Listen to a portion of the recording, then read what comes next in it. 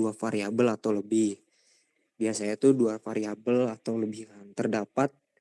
Di sini tuh terdapat 3 bentuk dari rumusan masalah asosiatif itu sendiri, di mana di sini ada 3. Yang pertama hubungan simetris, di mana pada PPT di sini hubungan simetris adalah hubungan antara dua variabel atau lebih yang kebetulan muncul bersamaan. Jadi bukan hubungan kausal atau sebab akibat maupun interaktif. Seperti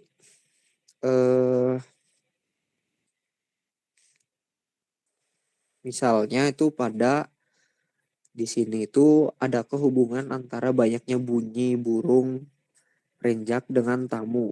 Nah, jadi hubungan antara mungkin tadi ya hubungan antara burung dengan tamu yang datang, mungkin seperti itu. Lalu eh, contoh lainnya itu hubungan antara banyaknya radio di pedesaan dengan jumlah sepatu yang terjual. Jadi dua variabel ini itu secara kebetulan itu muncul bersamaan. Seperti itu. Lalu yang kedua ini hubungan kausal. Hubungan kausal adalah hubungan yang bersifat sebab akibat. Jadi di sini ada variabel independen. Variabel independen ini yang variabel yang mempengaruhi dan variabel dependen atau yang dipengaruhi. Nanti untuk variabel ini nanti akan saya jelaskan juga. Untuk contohnya seperti misalnya mencari pengaruh, misalnya pengaruh insentif terhadap disiplin kerja karyawan misalnya, atau pengaruh gaya kepemimpinan dan tata ruang kantor.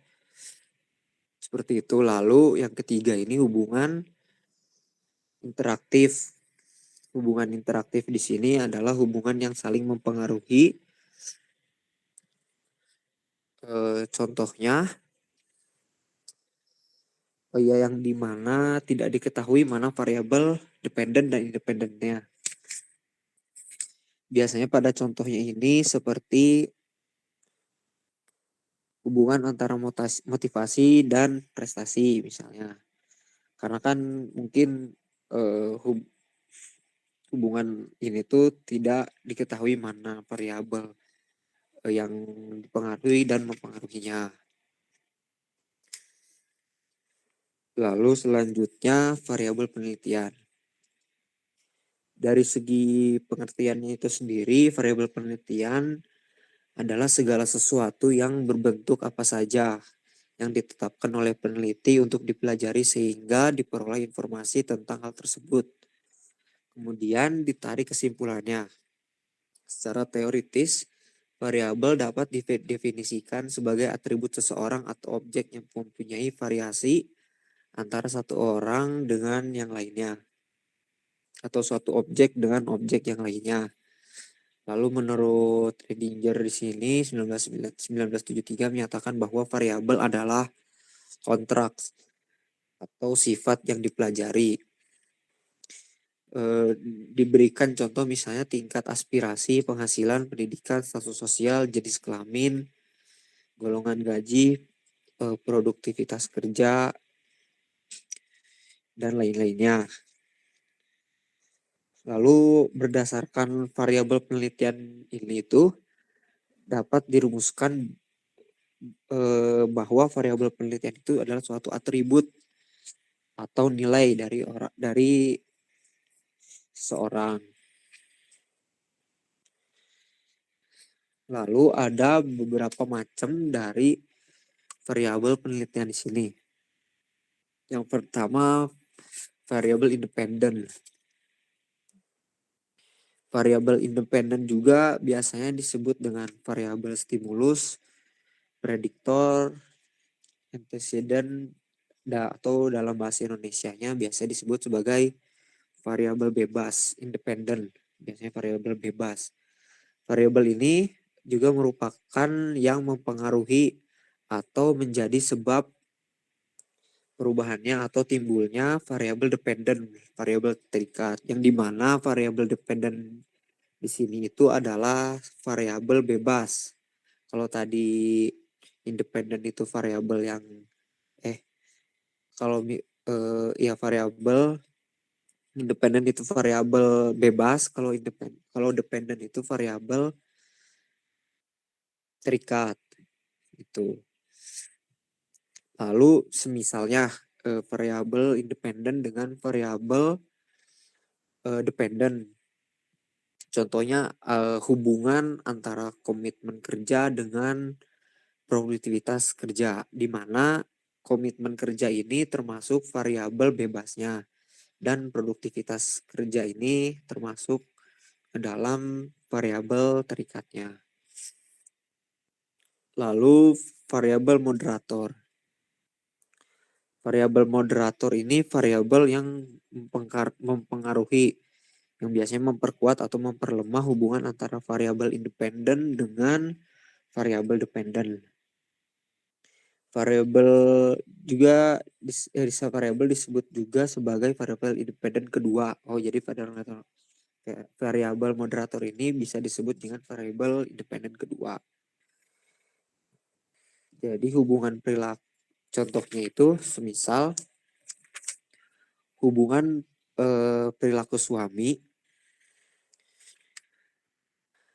dan istri akan semakin kuat kalau mempunyai anak misalnya teh. Jadi perilaku suami ini dengan perilaku istri itu termasuk dalam perilaku suaminya itu termasuk ke dalam variabel independen. Lalu si perilaku istri ini termasuk ke dalam variabel dependen. Lalu mempunyai anak ini kan istilahnya diperkuat. Jadi dalam jumlah anak ini tuh termasuk variabel moderator. Seperti itu. Lalu berikutnya variabel intervening. Variabel intervening ini juga variabel yang secara teoritis mempengaruhi hubungan antara variabel independen dengan dependen, menjadi hubungan yang tidak langsung dan tidak dapat diamati dan diukur.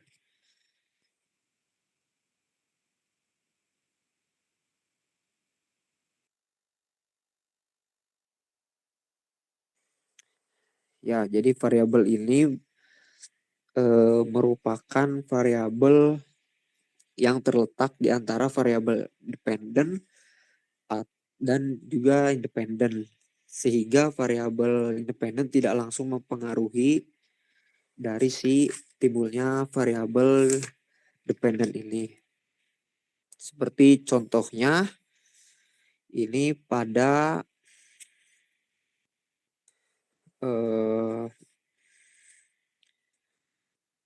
di sini itu dikemukakan bahwa tinggi rendahnya penghasilan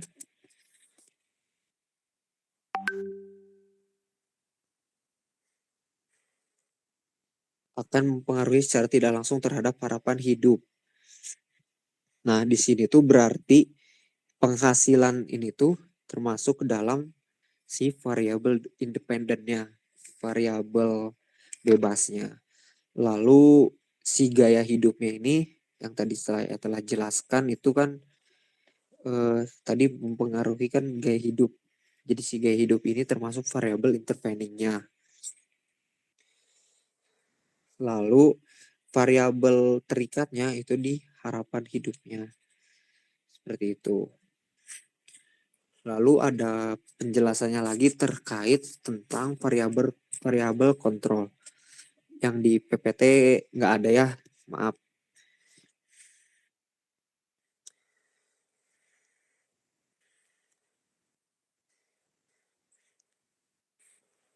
Mau dilanjut aja atau nunggu ibu dulu?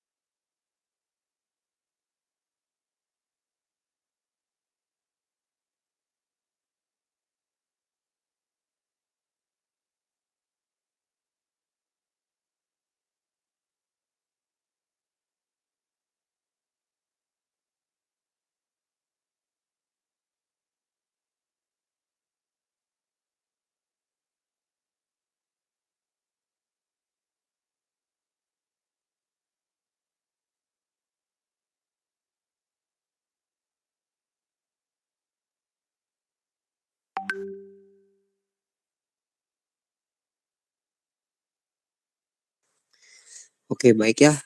Saya lanjut lagi. Tadi itu sampai variabel kontrol. Variabel kontrol di sini adalah variabel yang dikendalikan atau dibuat konstan sehingga pengaruh variabel bebas terhadap variabel terikat tidak dipengaruhi oleh faktor luar yang tidak ditelitinya. Variabel kontrol juga sering digunakan oleh peneliti bila akan dilakukan penelitian yang bersifat perbandingan. Seperti itu, seperti contohnya pengaruh jenis pendidikan terhadap keterampilan dan mengetik. Variabel independennya di sini adalah mungkin eh, pada SMA atau SMK. Variabel kontrolnya bisa ditetapkan misalnya adalah naskah yang diketik, mesin tik yang digunakan, ruang ruang tempat mengetik, seperti itu. Dengan adanya variabel kontrol tersebut, maka besarnya pengaruh jenis pendidikan terhadap keterampilan mengetik dapat diketahui lebih pasti. Lalu untuk dapat menentukan kedudukan variabel independen dan dependen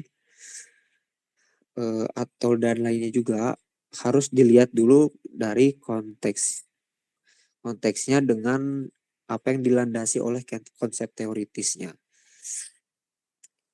dari maupun hasil dari pengamatan yang empiris. Lalu untuk itu sebelumnya peneliti juga lebih memilih variabelnya dulu apa yang akan diteliti. Itu juga perlu dilakukan kajian teoritis dan melakukan studi pendahuluan terlebih dahulu pada objek yang akan ditelitinya.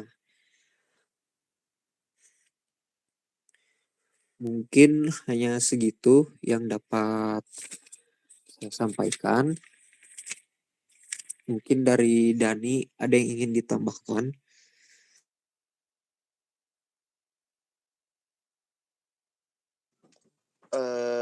Cukup.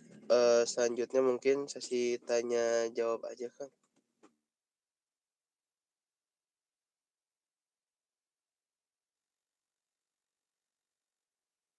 Oke, baik. Barangkali ada yang ingin ditanyakan atau ada yang tidak dimengerti dari presentasi yang kami berikan.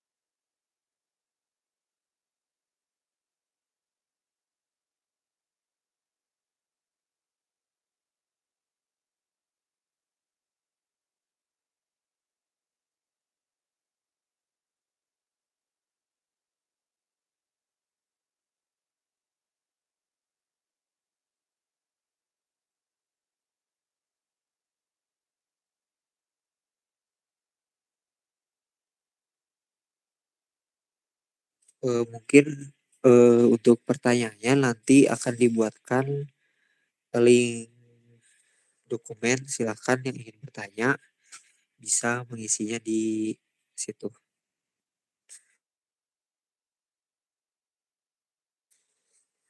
Untuk gamesnya mungkin akan sama dengan kelompok kemarin karena sesuai dengan yang di UTS kan kemarin juga isinya di apa gamesnya di aplikasi itu. Tunggu ya.